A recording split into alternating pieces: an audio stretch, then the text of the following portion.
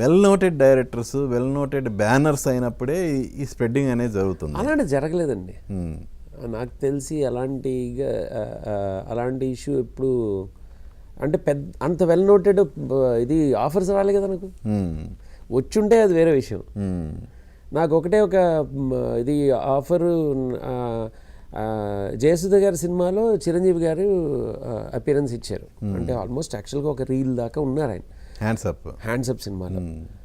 ఆయన కలిసే అవకాశం వచ్చింది. వెంటనే ఆయన కలవడం జరిగింది ఆ ప్రివ్యూలో. అప్పుడు he such a great personality. చిన్నప్పటి నుంచి ఆయన సినిమాలు చూసి మనం పెరిగిన వాళ్ళం. మనం అట్లీస్ట్ ఆయన స్క్రీన్ మీద ఉన్న సినిమా ఒకటి చేశాను అన్న ఒక సాటిస్ఫాక్షన్ ఉండిపోయింది నాకు ఆ సినిమా వల్ల. అంటే ఇప్పుడు డైరెక్ట్గా ఆయన సినిమా చెప్పండి.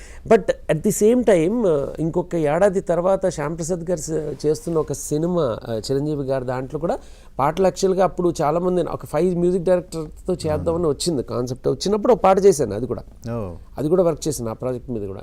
బట్ ఆ తర్వాత మళ్ళీ వాళ్ళు ఆ కాన్సెప్ట్ డ్రాప్ చేసుకుని ఒక మ్యూజిక్ డైరెక్టర్ని పెట్టుకున్నారు. ఓన్లీ మణి శర్మతో చేసినట్టున్నారు ఆ సినిమా.